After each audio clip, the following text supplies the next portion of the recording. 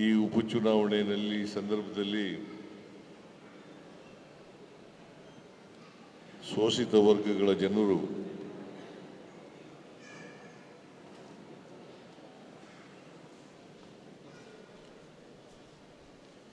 ಸಮಾವೇಶ ನಡೆಸಿ ಕಾಂಗ್ರೆಸ್ಸಿಗೆ ಬೆಂಬಲವನ್ನು ವ್ಯಕ್ತ ಮಾಡಿರ್ತಕ್ಕಂಥದ್ದು ಅತ್ಯಂತ ಸ್ವಾಗತಾರ್ಹವಾದಂಥ ವಿಚಾರ ಅಂತೇಳಿ ನಾನು ಭಾವಿಸ್ಕೊಂಡಿದ್ದೇನೆ.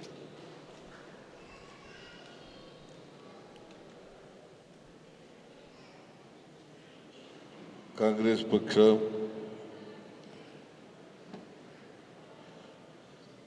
ಸಮಾಜದಲ್ಲಿರ್ತಕ್ಕಂಥ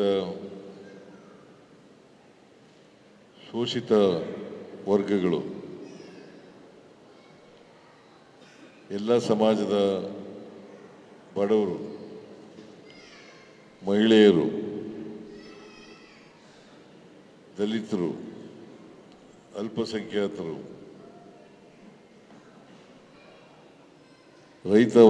ರೈತಾಪಿ ವರ್ಗ, ಕಾರ್ಮಿಕ ವರ್ಗ, ಇವನ್ನೆಲ್ಲ ಒಟ್ಟಿಗೆ ತಗೊಂಡು ಹೋಗ್ತಕ್ಕಂಥ ಪಕ್ಷ ಯಾವುದಾದರೂ ಇದ್ದರೆ ಅದು ಕಾಂಗ್ರೆಸ್ ಪಕ್ಷ ಅಂತಕ್ಕಂಥ ಮಾತುಗಳನ್ನು ಹೇಳಲಿಕ್ಕೆ ಬಯಸ್ತಾ ಇದ್ದೇನೆ.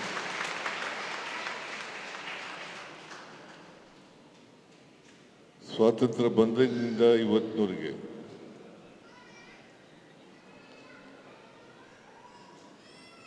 ಬಡವರ ಪರವಾಗಿ ಕೆಲಸ ಮಾಡ್ಕೊಂಡು ಬರ್ತಾ ಇರ್ತಕ್ಕಂಥದ್ದು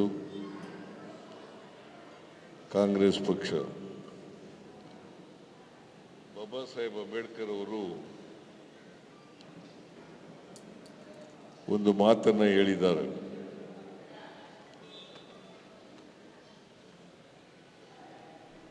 ರಾಜಕೀಯ ಸ್ವಾತಂತ್ರ್ಯಕ್ಕೆ ಅಥವಾ ನಮಗೆ ಸ್ವಾತಂತ್ರ್ಯ ಬಂದದಕ್ಕೆ ಅದು ಸಾರ್ಥಕ ಆಗಬೇಕಾದ್ರೆ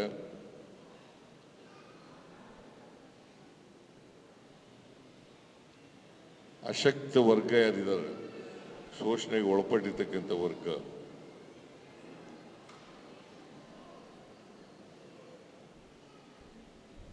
ಆ ವರ್ಗಗಳಿಗೆ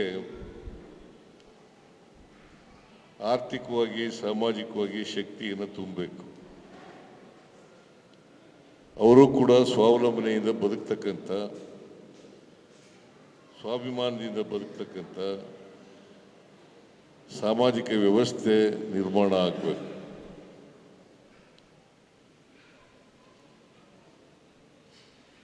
ಶೋಷಿತರು ಅವರ ಕರ್ಮದಿಂದ ಶೋಷಿತರಾಗಿರ್ತಕ್ಕಂಥದ್ದಲ್ಲ,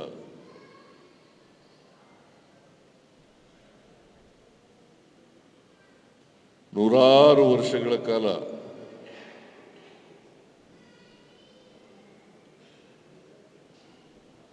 ಅವಕಾಶಗಳಿಂದ ವಂಚಿತರಾಗಿರ್ತಕ್ಕಂಥ ಜನ, ಶೋಷಿತ ವರ್ಗದ ಜನ,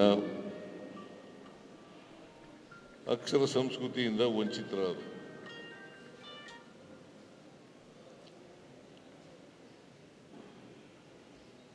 ಅಕ್ಷರ ಸಂಸ್ಕೃತಿಯಿಂದ ವಂಚಿತರಾದ ಮೇಲೆ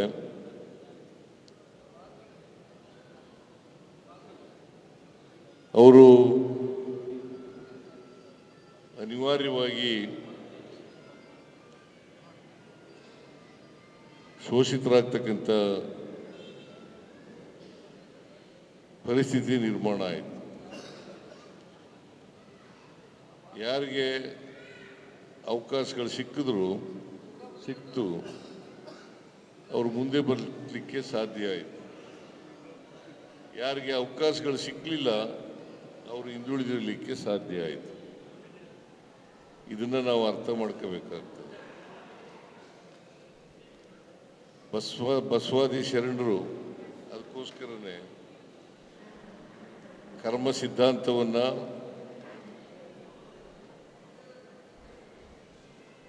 ಅವರು ತಿರಸ್ಕಾರ ಮಾಡಿದರು.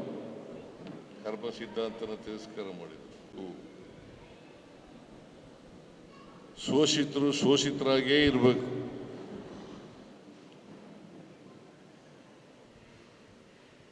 ಜಾತಿ ವ್ಯವಸ್ಥೆ ಆಗಿನೇ ಮುಂದುವರಿಬೇಕು, ಚತುರ್ಣ ವ್ಯವಸ್ಥೆ ಆಗಿನೇ ಮುಂದುವರಿಬೇಕು. ಆಗ ಮಾತ್ರ ಮುಂದುವರೆದ ಜಾತಿಗಳು ಎಲ್ಲ ಸವಲತ್ತುಗಳನ್ನು ಪಡ್ಕೊಳ್ಳಲಿಕ್ಕೆ ಸಾಧ್ಯ ಆಗ್ತದೆ, ಶೋಷಣೆಯನ್ನು ಮಾಡಲಿಕ್ಕೆ ಸಾಧ್ಯ ಆಗ್ತದೆ.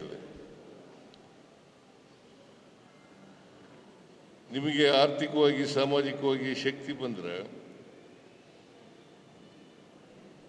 ಶೋಷಣೆಯನ್ನು ಮಾಡತಕ್ಕಂಥದಕ್ಕೆ ಆಸ್ಪದ ಇರಲ್ಲ. ಅದಕ್ಕೆ ಪಟ್ಟಭದ್ರ ಹಿತಾಸಕ್ತರು ಕೆಲವು ಮೌಢ್ಯಗಳನ್ನು ಬಿತ್ತಿ ಅವುಗಳನ್ನು ಗಟ್ಟಿಯಾಗ್ತಕ್ಕಂಥ ರೀತಿಯಲ್ಲಿ ಮಾಡಿದ್ದಾರೆ.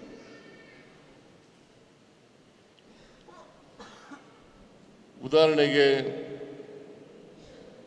ಒಬ್ಬ ಬಡವ ಅಥವಾ ದಲಿತ ನೀನು ಯಾಕಪ್ಪ ಅವಿದ್ಯಾವಂತನಾಗಿದ್ಯಾ, ನಿನ್ಗೆ ಯಾಕೆ ಮೈ ಮೇಲೆ ಬಟ್ಟೆ ಇಲ್ಲ, ನಿನಗ್ಯಾಕೆ ಸೂರಿಲ್ಲ,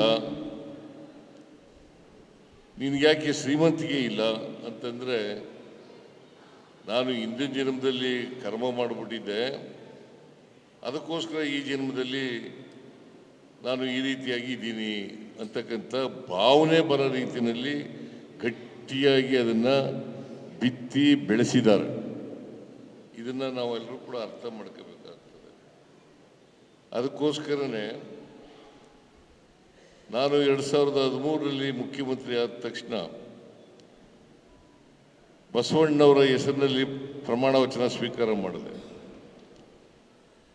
ಕಾರಣ ಯಾಕಪ್ಪ ಅಂತಂದರೆ,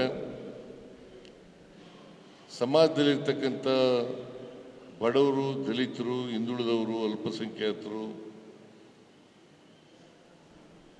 ಈ ವರ್ಗದ ಜನರಿಗೆ ಸಾಮಾಜಿಕ ನ್ಯಾಯವನ್ನು ಕೊಡಬೇಕು ಅಂತಕ್ಕಂಥ ಮಾತುಗಳನ್ನು ಹೇಳಲಿಕ್ಕೆ ಬಯಸ್ತಾ ಇದ್ದೇನೆ. ನಾನು ಮುಖ್ಯಮಂತ್ರಿ ಆದ ತಕ್ಷಣವೇ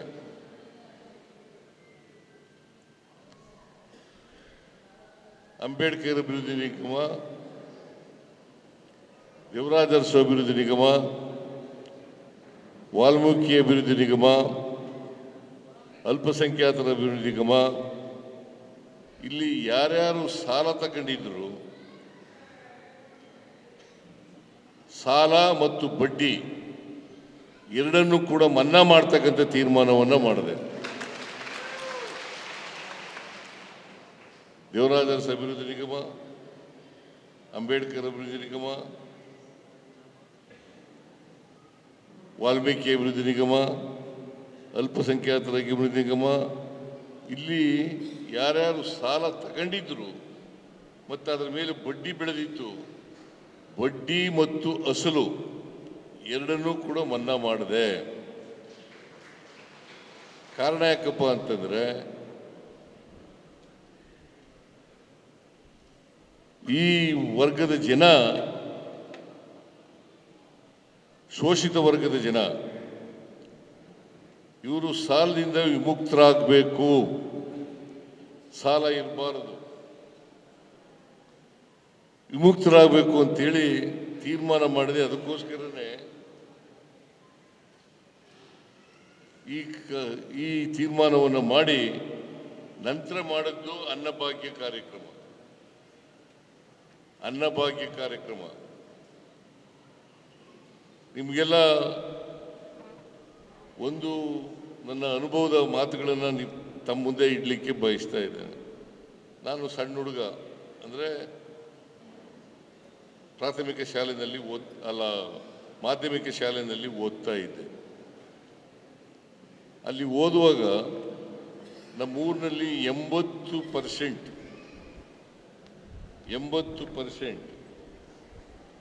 ಖುಷ್ಕಿ ಜಮೀನಿದ್ದಂಥ ರೈತರು, ಕೂಲಿ ಕಾರ್ಮಿಕರು. ಇನ್ನು 20% ಜನರಿಗೆ ಮಾತ್ರ ನೀರಾವರಿ ಜಮೀನಿರೋದು. ಅವ್ರ ಮನೇಲಿ ಮಾತ್ರ ನೀರಾವರಿ, ಮನೆಯಲ್ಲಿ ನೀರಾವರಿ ಇದ್ದಂಥ ಜಮೀನುಗಳಲ್ಲಿ ಭತ್ತ ಬೆಳೆಯೋರು ಅವ್ರ ಮನೇಲಿ ಮಾತ್ರ ಅನ್ನ ಮಾಡೋರು. 80% ಮನೆಗಳಲ್ಲಿ ಮಾಡ್ತಾ ಇರಲಿಲ್ಲ. ಸಣ್ಣ ಮಕ್ಕಳಿಗೆ ಜ್ವರ ಬಂದರೆ, ನೆಗಡಿ ಬಂದರೆ, ಬೇದಿಯಾದರೆ, ಇಂಥ ಕಾಯಿಲೆಗಳು ಬಂದರೆ ಮುದ್ದೆ ತಿನ್ಸೋಕ್ಕಾಗ್ತಾ ಇರಲಿಲ್ಲ. ನಮ್ಮ ಮನೆಯಲ್ಲೂ ಕೂಡ ನೀರಾವರಿ ಜಮೀನುಗಳಿದ್ದರೂ ಕೂಡ ನಾವು ಕೂಡ ಪ್ರತಿದಿನ ಮುದ್ದೆ ತಿನ್ನಬೇಕಾಗಿತ್ತು. ಜೋಳದ ಮುದ್ದೆ ಅಥವಾ ರಾಗಿ ಮುದ್ದೆ. ನಮ್ಮ ಮನೆ ಪಕ್ಕದಲ್ಲಿ ಇದ್ದವರು ಪಾಪ ಬಡವರು, ಅವರು ಕೂಲಿ ಮಾಡ್ಕೊಂಡು ಬದುಕ್ತಕ್ಕಂಥ ಜನ.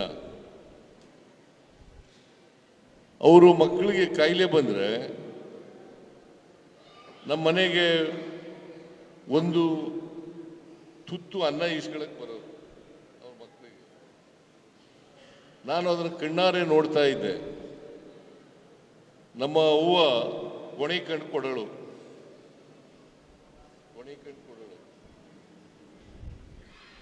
ನಾನು ಮುಖ್ಯಮಂತ್ರಿ ಆದಮೇಲೆ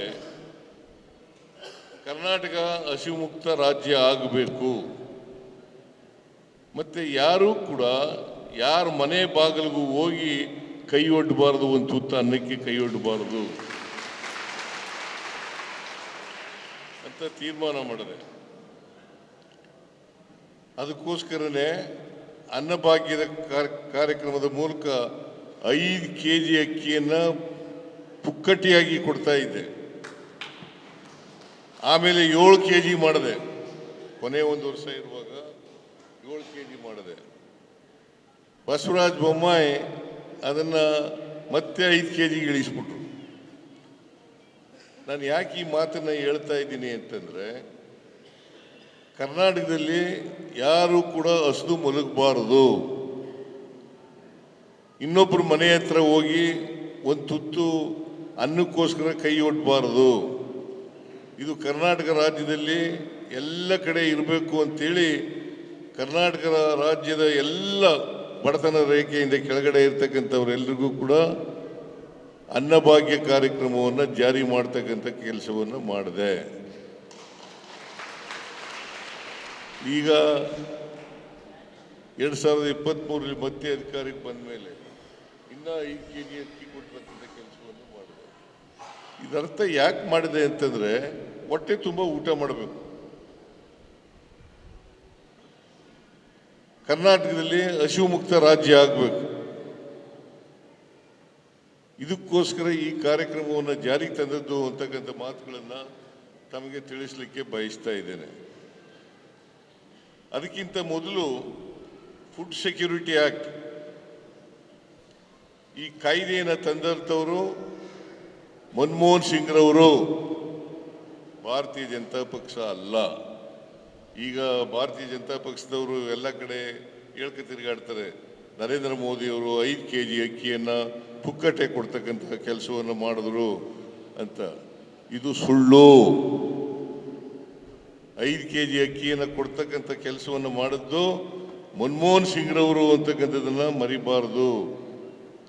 ಇದನ್ನು ನಾನು ಬಂದ ಮೇಲೆ ಪುಕ್ಕಟೆ ಕೊಡಲಿಕ್ಕೆ ಪ್ರಾರಂಭ ಮಾಡಿದ್ದು 5 kg ಅಕ್ಕಿ.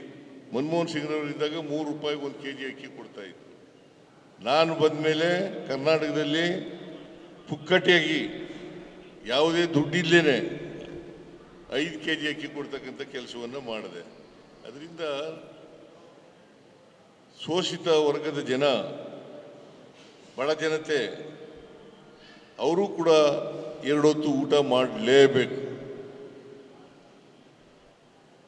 2 ಹೊತ್ತು ಊಟ ಮಾಡಲಿಕ್ಕೆ ತೊಂದರೆ ಪಡಬಾರದು ಅಂಥೇಳಿ ಅವರು ಕೂಲಿ ಮಾಡಿ ಬೇರೆ ಸಾಂಬಾರು ಮತ್ತು ಬೇರೆ ಪದಾರ್ಥಗಳನ್ನೆಲ್ಲ ತಗೊಂಡು, ಕಾಳು ಕಡ್ಡಿ ಎಲ್ಲ ತಗೊಂಡು ಜೀವನ ಮಾಡಬೇಕು ಅನ್ನೋ ಕಾರಣಕ್ಕೋಸ್ಕರ ಈ ಕಾರ್ಯಕ್ರಮವನ್ನು ಜಾರಿ ಮಾಡಿದ್ದು ಅಂತಕ್ಕಂಥ ಮಾತುಗಳನ್ನು ಹೇಳಲಿಕ್ಕೆ ಬಯಸ್ತೇನೆ. ಅದಕ್ಕೋಸ್ಕರನೇ ನಾನು ಹಿಂದೆ ಮುಖ್ಯಮಂತ್ರಿ ಆಗಿರುವಾಗ 168 ಭರವಸೆಗಳಲ್ಲಿ, ಅಲ್ಲ 165 ಭರವಸೆಗಳಲ್ಲಿ 158 ಭರವಸೆಗಳನ್ನು ಈಡೇರಿಸಿದ್ದೇವೆ.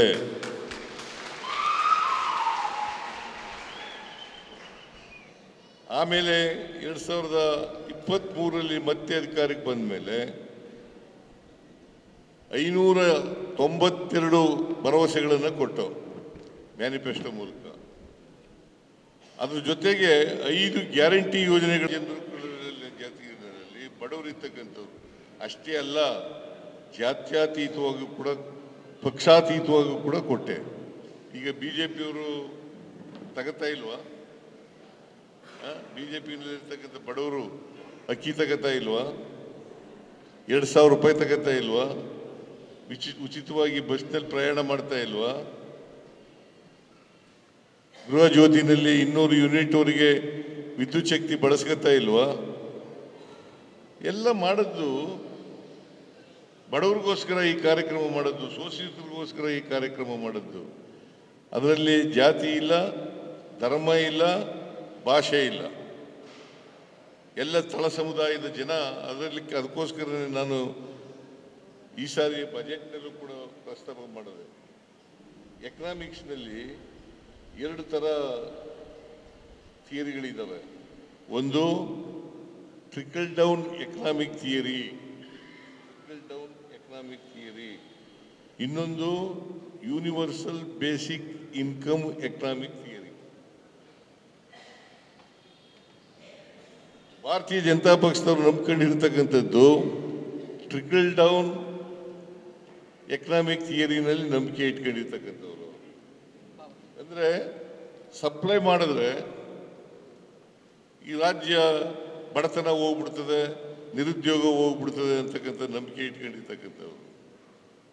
ನಾವು ಕೊಂಡ್ಕೊಳ್ತಕ್ಕಂಥ ಶಕ್ತಿ ಜನರಿಗೆ ಹೆಚ್ಚಾದರೆ ಅವರು ಈಗ ಉತ್ಪಾದನೆ ಮಾಡಿ ಮಾರುಕಟ್ಟೆಗೆ ಸಾಮಾನುಗಳು ಬರ್ತವೆ. ಕೊಂಡ್ಕೊಳ್ತಕ್ಕಂಥ ಶಕ್ತಿ ಇಲ್ಲದೆ ಹೋದರೆ ಆ ಸಾಮಾನುಗಳನ್ನ ಕೊಂಡ್ಕೊಳ್ಳೋರು ಯಾರು?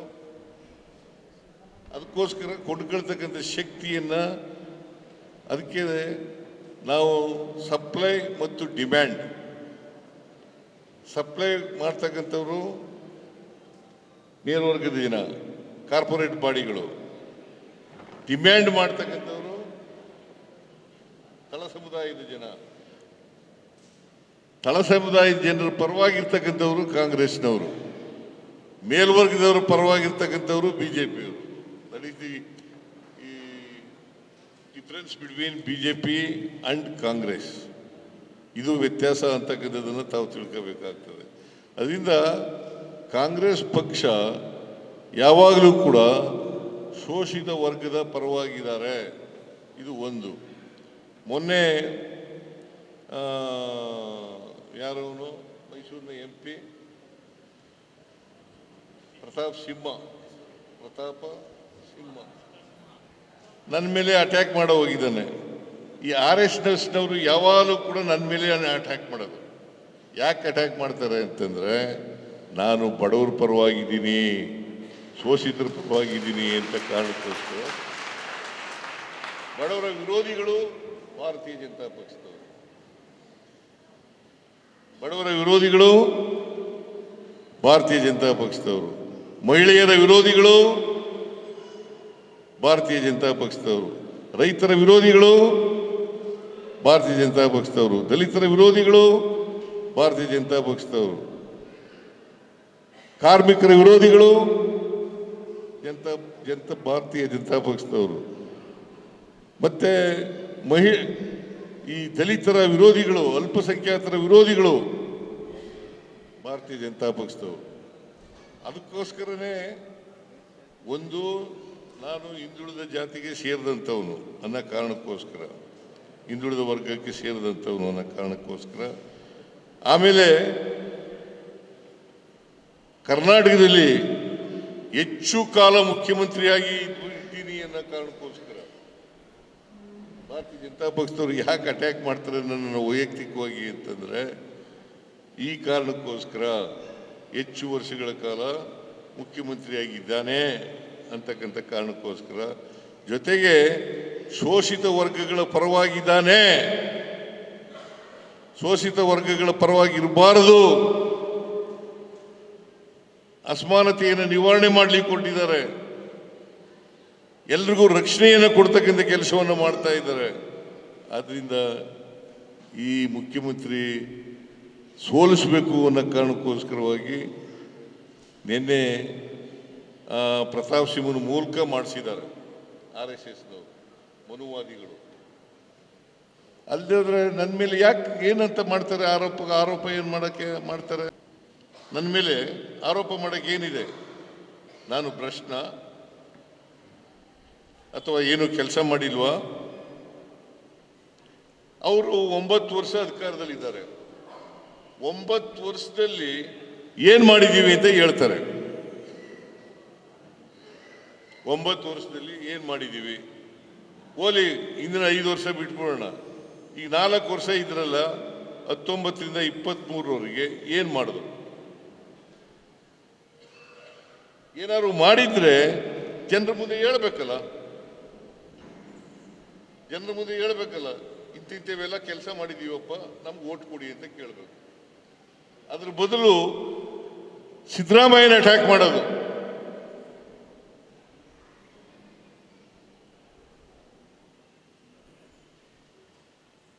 ಇದನ್ನ ಪ್ರತಾಪ್ ಸಿಂಹನ ಕೈಲಿ RSSನವ್ರು ಮಾಡಿಸ್ತಾರೆ.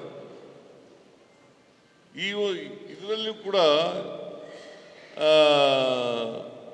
ವಿಜೇಂದ್ರ ಆಗಲಿ ಅಶೋಕ್ ಆಗಲಿ ಅಸೆಂಬ್ಲಿನಲ್ಲಿ ಮಾತನಾಡೋದು ಬಜೆಟ್ ಬಗ್ಗೆ ಮಾತಾಡಲ್ಲ, ಸರ್ಕಾರದ ಕಾರ್ಯಕ್ರಮಗಳ ಬಗ್ಗೆ ಮಾತಾಡಲ್ಲ, ಸಿದ್ಧಾಂತದ ಬಗ್ಗೆ ಮಾತಾಡಲ್ಲ, ಮಾತಾಡೋದು ವೈಯಕ್ತಿಕವಾಗಿ ಮಾತಾಡ್ತಾರೆ. ಇದನ್ನ ತಾವು ಅರ್ಥ ಮಾಡ್ಕೋಬೇಕಾಗ್ತದೆ. ಅದಕ್ಕೋಸ್ಕರ ತಾವೆಲ್ಲರೂ ಕೂಡ ಮೇಟಿಯವರು, HY ಮೇಟಿಯವರು ಒಬ್ಬ ಹಿಂದುಳಿದ ವರ್ಗಕ್ಕೆ ಸೇರಿದಂಥ ಶಾಸಕರಾಗಿದ್ದರು. ಅವರು ಯಾರನ್ನೂ ಕೂಡ ದ್ವೇಷಿಸ್ತಿರ್ಲಿಲ್ಲ, ಅಜಾತ ಶತ್ರು. ಎಲ್ಲರನ್ನೂ ಗೌರವದಿಂದ ಕಾಣ್ತಕ್ಕಂಥ ಕೆಲಸವನ್ನು ಮಾಡ್ತಾ ಇದ್ರು. ಅವರ ಕ್ಷೇತ್ರದ ಅಭಿವೃದ್ಧಿ ಮಾಡ್ತಕ್ಕಂಥ ಕೆಲಸವನ್ನು ಮಾಡ್ತಾ ಇದ್ರು. ಸೊ ಅಂಥವರನ್ನ ಆ ಕ್ಷೇತ್ರದಲ್ಲಿ ಹಿಂದುಳಿದ ವರ್ಗದವರು ಇರಬಾರದು ಅನ್ನೋ ಕಾರಣಕ್ಕೋಸ್ಕರ ಸೋಲಿಸಲೇಬೇಕು ಅಂತೇಳಿ ಪಣ ತೊಟ್ಟು ನಮ್ಮ ಮೇಲೆ ಇಲ್ಲ ಸಲ್ಲದ ಆರೋಪಗಳನ್ನು ಮಾಡಿ ಈ ಚುನಾವಣೆಯಲ್ಲಿ ಅಪಪ್ರಚಾರ ಮಾಡ್ತಾ ಇದ್ದಾರೆ. ಇದಕ್ಕೆ ತಕ್ಕ ಉತ್ತರವನ್ನು ಕೊಡಲಿಕ್ಕೆ ಶಕ್ತಿ ಇರ್ತಕ್ಕಂಥದ್ದು ನಿಮಗೆ.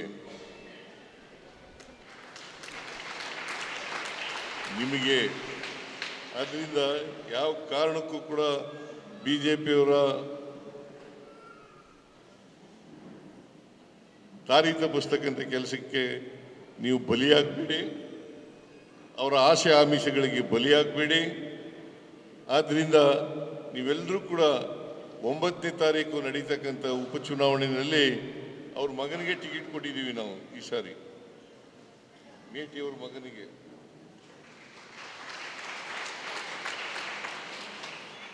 ಎಲ್ಲರೂ ಕೂಡ ಒಗ್ಗಟ್ಟಾಗಿ ಕೆಲಸ ಮಾಡ್ತಾ ಇದ್ದಾರೆ. ಕಾಂಗ್ರೆಸ್ ಪಾರ್ಟಿನಲ್ಲಿ ಒಬ್ರು.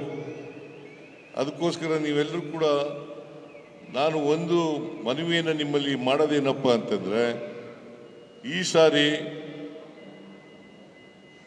ಕಾಂಗ್ರೆಸ್ ಸರ್ಕಾರ ಗಟ್ಟಿಯಾಗಿ ಉಳಿಬೇಕು. ಕಾಂಗ್ರೆಸ್ ಸರ್ಕಾರ, ನಾನು ಈ ರಾಜ್ಯದ ಮುಖ್ಯಮಂತ್ರಿ.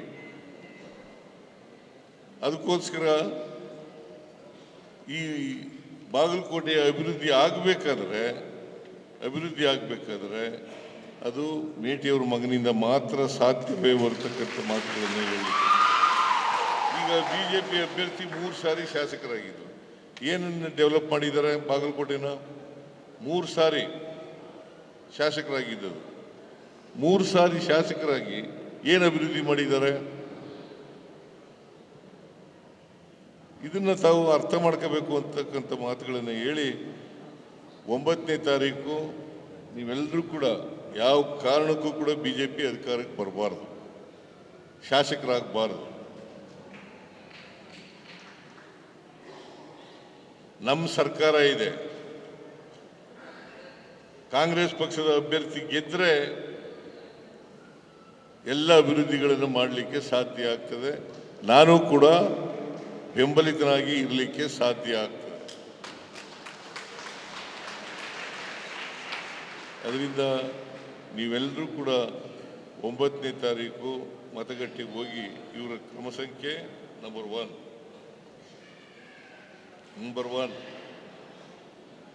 ಇವರ ಗುರುತು ಹಸ್ತದ ಗುರುತಿಗೆ ವೋಟ್ ಹಾಕಿ ಇವನ್ನೆಲ್ಲ ಗೆಲ್ಲಿಸಬೇಕು. ಕಾಂಗ್ರೆಸ್ ಪಾರ್ಟಿಯನ್ನು ಉಳಿಸಬೇಕು. ಕಾಂಗ್ರೆಸ್ ಸರ್ಕಾರವನ್ನು ಇನ್ನೂ ಗಟ್ಟಿ ಮಾಡ್ತಕ್ಕಂಥ ಕೆಲಸವನ್ನು ನೀವೆಲ್ಲರೂ ಕೂಡ ಮಾಡಬೇಕು ಅಂತ ನಿಮ್ಮಲ್ಲಿ ಮನವಿ ಮಾಡಿ ನನ್ನ ಮಾತುಗಳನ್ನು ಮುಗಿಸ್ತೇನೆ. ನಿಮ್ಮೆಲ್ಲರಿಗೂ ನಮಸ್ಕಾರ.